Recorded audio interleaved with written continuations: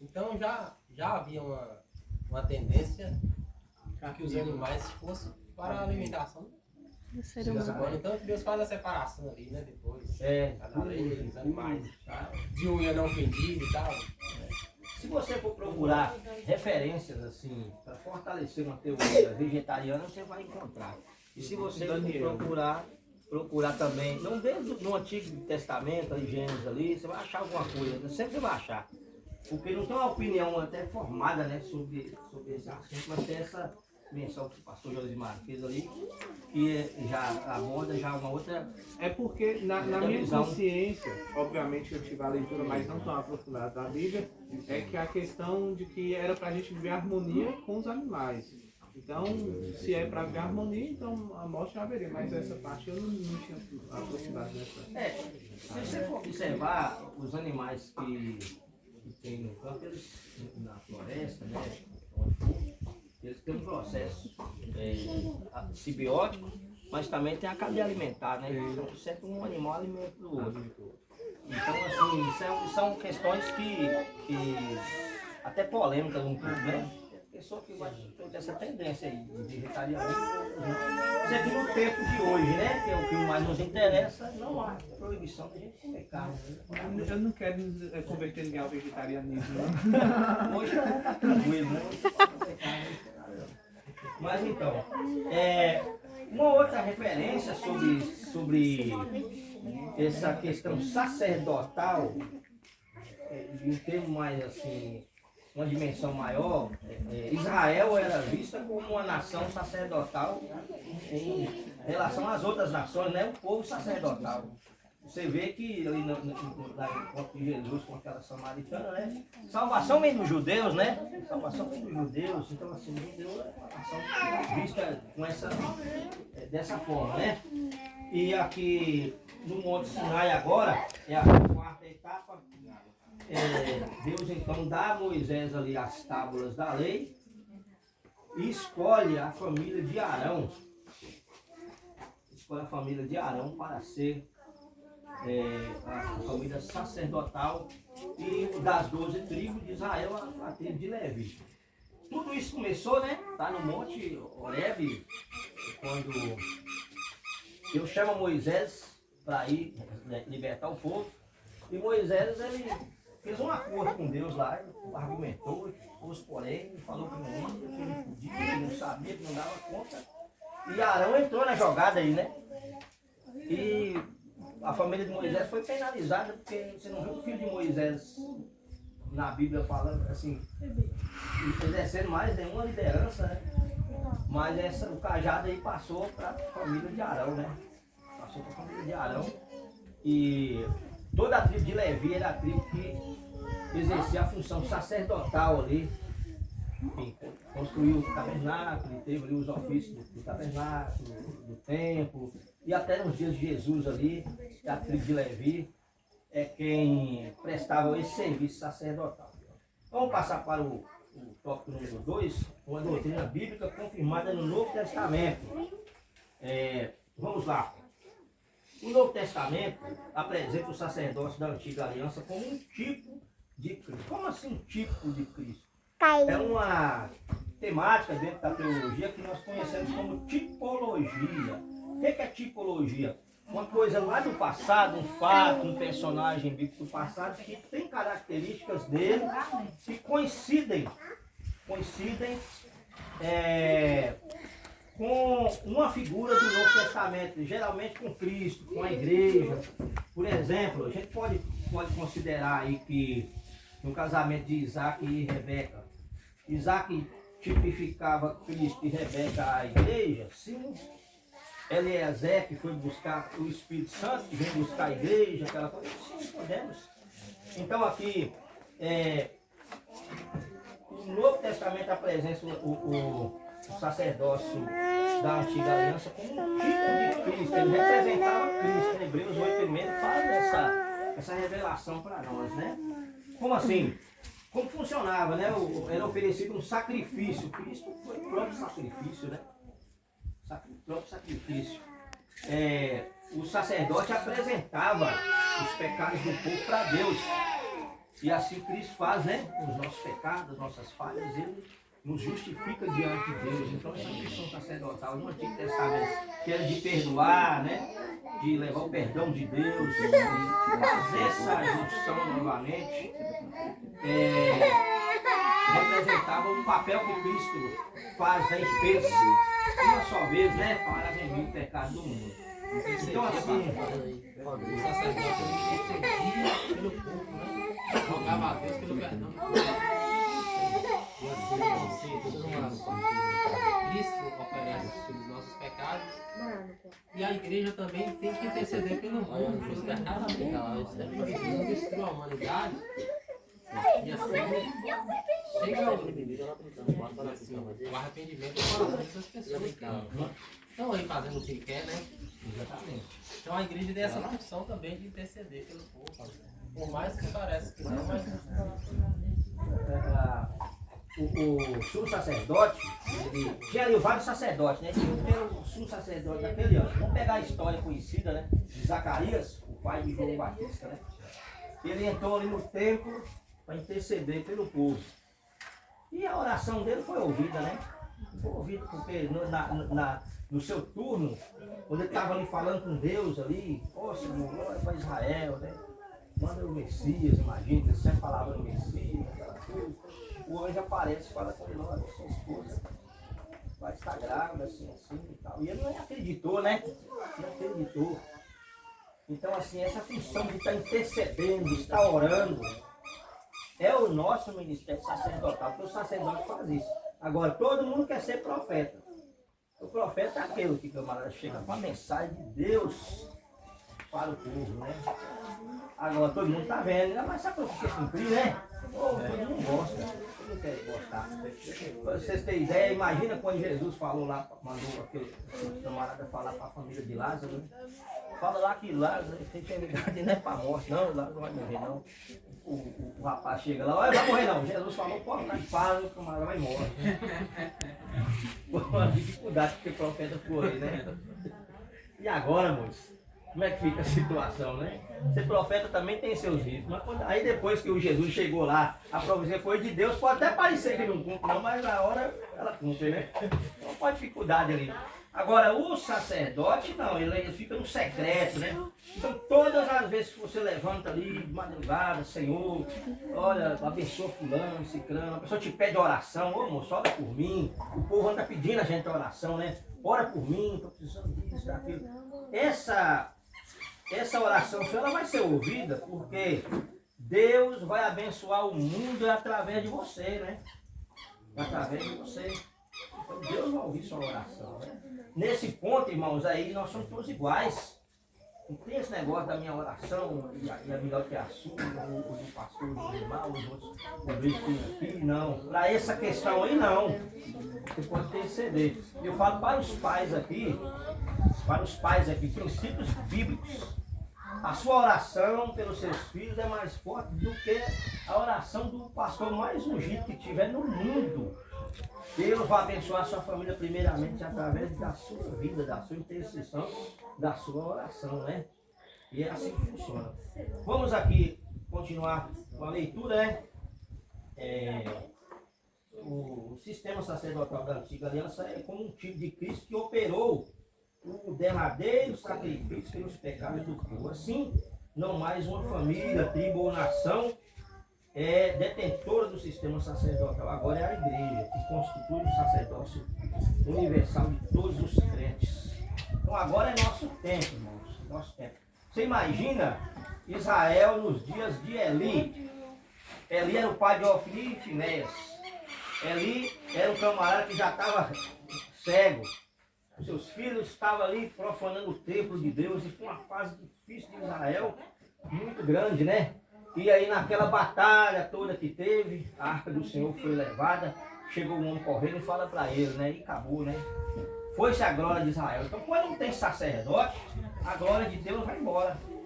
Quando não tem sacerdote, a tragédia, a destruição vai tomando conta do mundo, né? Então Deus deu a nós aqui uma função sacerdotal. E aí fica uma pergunta nessa manhã aqui para todos nós aqui. Sua função sacerdotal, você está cumprindo ela? Você está intercedendo pela sua família, intercedendo pela sua igreja, intercedendo pelo seu pastor, intercedendo pela sua vizinhança, intercedendo pela sua cidade. Não é assim? Então muitas coisas, as tecnologias modernas de hoje, infelizmente, nos tira desses momentos de intercessão. Né? Infelizmente, nós temos que tomar cuidado e nos posicionar como igreja, como sacerdote, porque senão o mundo que nós conhecemos ele vai de água abaixo. Né? Então, por isso, irmãos, que não chove, quando chove uma tragédia acontece, as coisas estão fora do controle, mas a igreja ela tem condição de interceder e curar os problemas da humanidade, as doenças da humanidade. Então, precisamos nos posicionar como sacerdote, né? Logo, se debaixo da antiga aliança, o sacerdote era um ministro do culto, agora, sob a nova aliança, como somos sacerdotes, oferecemos o próprio corpo de sacrifício dele. Ministramos o louvor como fruto dos nossos lábios, intercedemos pelos outros, proclamamos as virtudes daquele que nos chamou das trevas para a sua maravilhosa luz e mantemos comunhão direta com Deus. Então, isso é um privilégio que você tem de estar em comunhão com Deus. Quando nós estamos ali no ato da ceia do Senhor, ali na igreja, né? Você participa do pão, você participa do sangue, do corpo do sangue de Cristo ali. Você é comunhão, né, irmãos? Comunhão. Você pertence ao corpo de Cristo. Logo, as suas orações, elas são recebidas no trono da graça de Deus. Você não tem noção do poder da sua oração. Isso foi algo que Jesus construiu com a própria vida, dando o próprio corpo, derramando o próprio sangue, para que você tivesse direito de orar e ter a sua oração respondida, ter a sua vida abençoada, ter a sua família sarada na presença de Deus. É a oração que resolve isso aí. Precisamos orar, irmãos. Precisamos orar. Precisamos orar muito, sabe? Muito mesmo. Tem uma frase na introdução que fala assim que o ministério é aquele que ministra diante de Deus. Né? Se você o versículo que fala que os homens nos considerem, né? A recomendação de Paulo. Paulo está dizendo assim que as pessoas têm que nos reconhecer como ministros de Deus, né? Dispenseiros dos seus mistérios.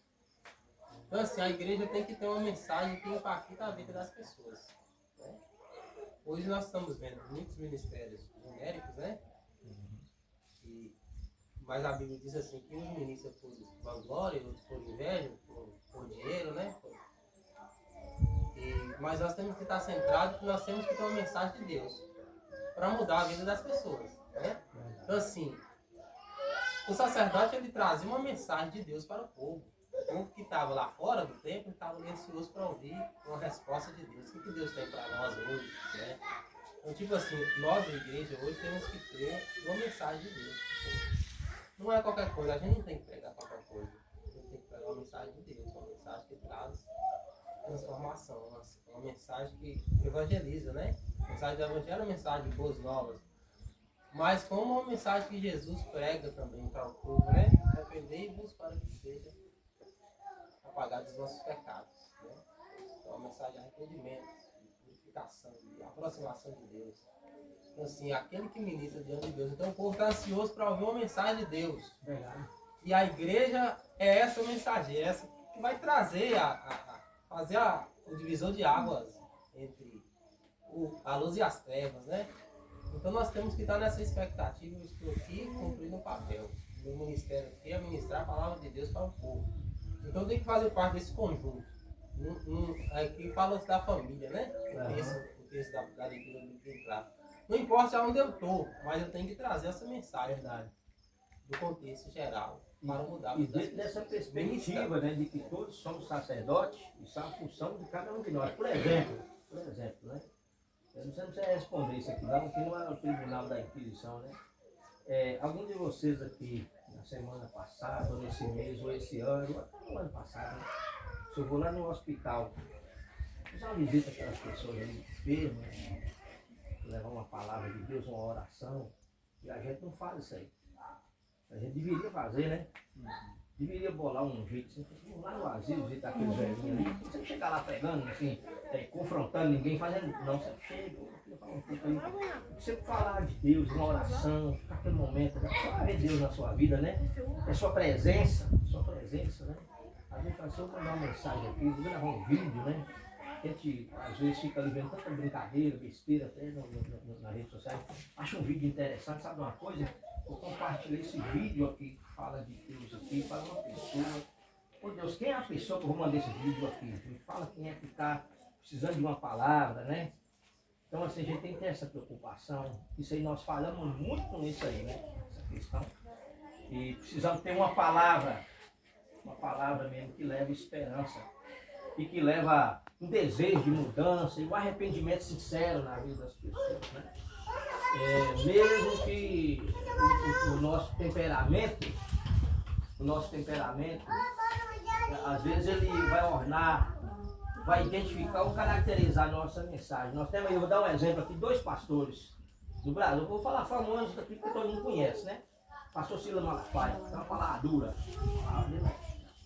Fala a verdade. O pastor Cláudio Duarte, ele é meio engraçado ali, tem umas coisas até que eu acho que passa bem da conta. Mas ele fala do jeito dele a verdade também, né? Fala a verdade. Você tem que usar o que você tem, a habilidade que você tem.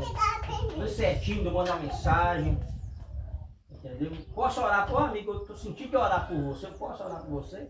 Vou orar aqui na minha casa, vou orar por você tal hora, né? A pessoa vai receber aquela oração. São estratégias que a gente precisa ter para estar falando da palavra de Deus. Cada um de nós consegue fazer isso, né, irmão? Temos meios para isso aí. O subponto de número 3 diz assim: uma doutrina bíblica resgatada na reforma protestante. No catolicismo romano, o sacerdócio católico é limitado à figura dos padres. Não há função sacerdotal para os membros da igreja. Nesse caso, o Papa é considerado o lugar de Cristo na terra. Por isso, cabe destacar aqui que o resgate da doutrina bíblica do sacerdócio universal dos crentes, tal como se encontra no Novo Testamento, foi uma obra da reforma luterana no século XVI. Para os reformadores alemães, qualquer cristão verdadeiro participa dos benefícios de Cristo da igreja. A reforma pegou um retorno radical às escrituras, como bem definiu o seu slogan: só a escritura, somente a escritura. Nas páginas da escritura sagrada podemos ver a grandeza dessa preciosa doutrina. Então assim, irmãos, o padre Paulo, que é um padre muito conhecido, muito respeitado pelos católicos, uma vez ele perguntaram para ele qual que é a diferença do católico para o protestante. Eles chamam de protestante. Isso é porque o protestante segue a Bíblia, o católico segue o catecismo da igreja. A partir do momento que você deixou de ouvir as definições do magistério da igreja e está acreditando na Bíblia, você deixou de ser católico. Então a reforma protestante, ela foi baseada nos 5 solas, né? Sola graça, sola escritura, né? Só a graça, fala em português, né? Só a graça, só a escritura, só a fé, só Cristo. Tem mais outra coisa que eu esqueci aqui. Só a graça, só a escritura, só Cristo.